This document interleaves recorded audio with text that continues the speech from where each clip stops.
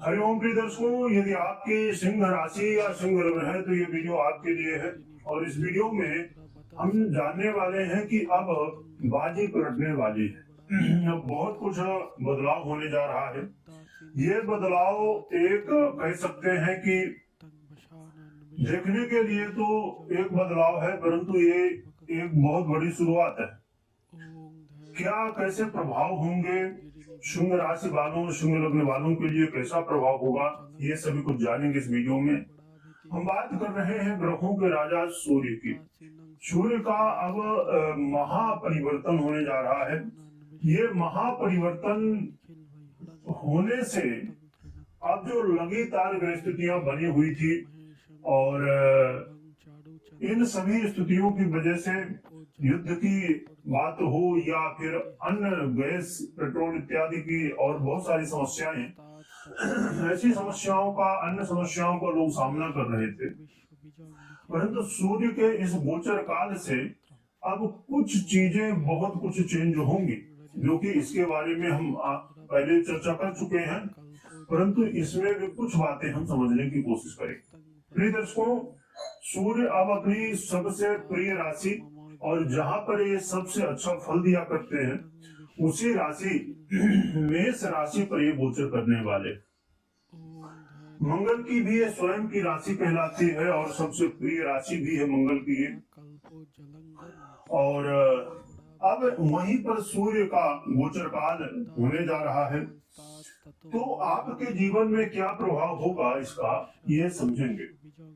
देखिए, मैंने जैसे अभी थोड़ी देर पहले कहा, सूर्य का मेष राशि में गोचर काल बहुत श्रेष्ठ है और एक कह सकते हैं कि गहराई के साथ एक पॉजिटिव बदलाव है, क्योंकि इसमें लगातार अभी मई तक ये जो परिस्थितियां बन रही हैं, ये जो समस्याएं चल रही है देश दुनिया में, अभी मई तक चलेंगी। जून से चीजें ठीक होंगी, हमने पहले भी इसकी बात की है विस्तार से।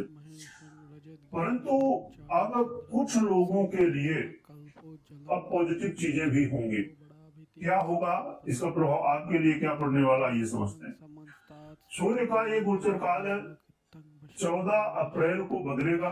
14 अप्रैल को सूर्य आ जाएंगे मेष राशि पर। तो 15 अप्रैल से आपके जीवन में एक महीने तक क्या प्रभाव होगा, ये बहुत इंपॉर्टेंट है। सूर्य वो ग्रह है जो स्वयं आपके राशि के अधिपति हैं, सिंह राशि के। और यदि आपकी लग्न है सिंह, तो आपके लग्न के अधिपति हैं।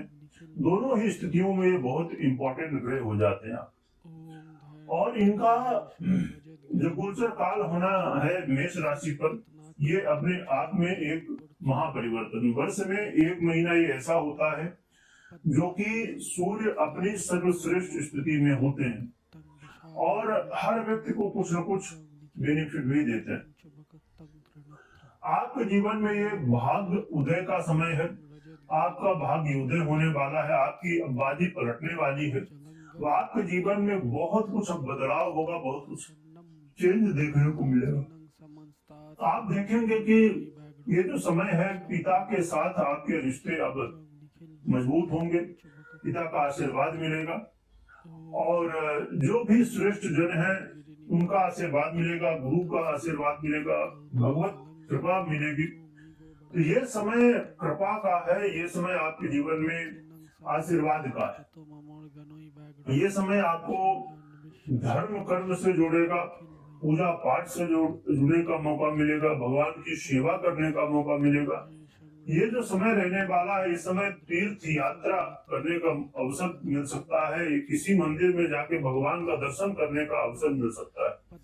इस समय यात्राएं तो होंगी, परंतु वो धर्म के लिए, सत्कर्म के लिए, अच्छे कर्मों के लिए यात्राएं होंगी।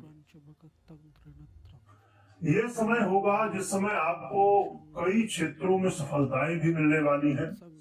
चाहे वो इंटरव्यू आप देने जा रहे हो, चाहे आप किसी कोई क्रिएटिविटी से जुड़ा हुआ काम हो या जो भी काम आप करना चाहते, तो यहाँ पर इसका प्रभाव देखने को मिलेगा।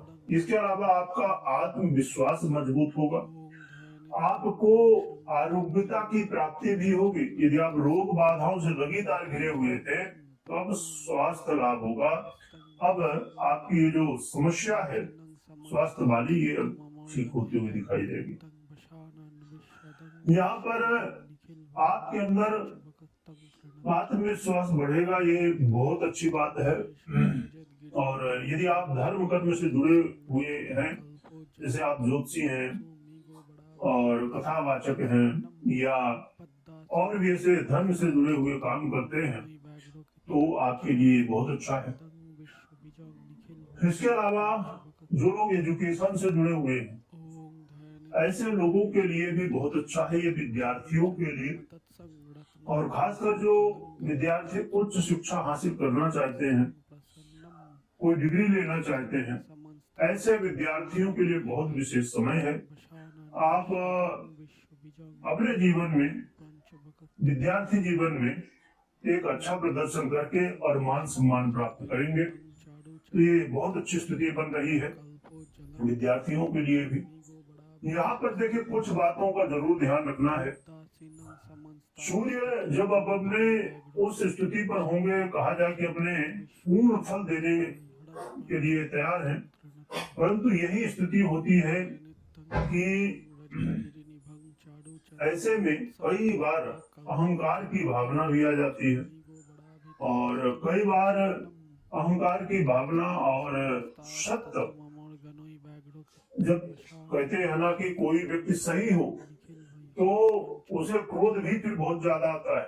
तो आप भले सही हो और भले आप सब चीजें ठीक ठाक कर रहे हो, परंतु कई बार इन्हीं बातों को लेके मन में क्रोध आता है और फिर आप ये नहीं सोच पाते क्या कहना है, क्या नहीं कहना है, क्या करना है, क्या नहीं करना है।